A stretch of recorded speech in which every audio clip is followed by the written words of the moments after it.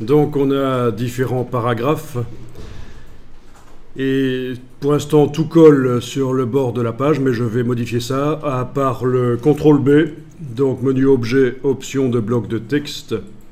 Je coche la case aperçue. Je vais garder la chaîne dans un premier temps, je vais éloigner donc du bord, comme ça. Donc ce que je suis en train de vous montrer ici, c'est comment faire rapidement une carte de visite en ne faisant pas l'erreur de créer plein de blocs et les agencer les uns par rapport aux autres. C'est typiquement le genre de test qu'on fait passer quand on veut vérifier quelqu'un connaît InDesign. S'il démarre vers plein de petits blocs qu'il va positionner les uns par rapport aux autres, c'est pas très bien vu en fait. Il vaut mieux utiliser les fonctions de InDesign. Voilà.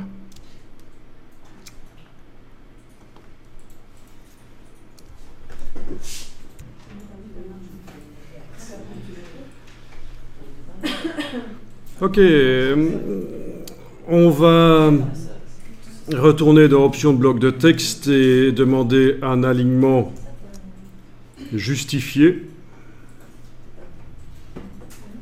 Ok, donc vous avez toutes les lignes qui s'étendent, voilà, sur toute la hauteur des marges intérieures.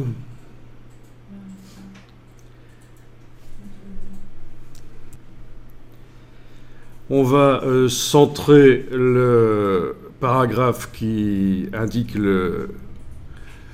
la profession, donc par menu texte paragraphe. Ici, voilà.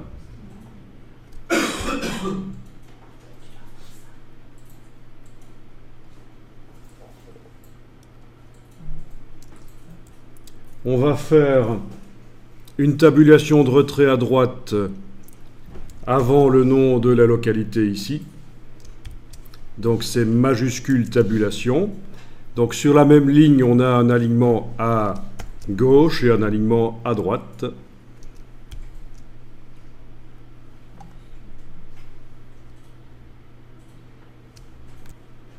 Donc on gère l'espace après.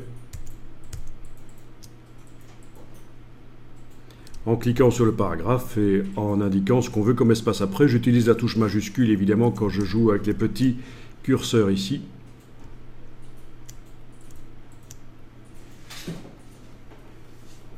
Voilà, donc c'est la logique en fait. Maintenant la manière de le faire, il y a plein de manières de le faire, mais c'est la logique, c'est qu'il faut se rendre compte que pour faire la carte de visite, vous ne devez pas commencer à faire des petits blocs et les positionner les uns par rapport aux autres. Bien sûr, si on veut faire quelque chose de bien, il faut se concentrer un peu plus et commencer à jouer avec la typographie.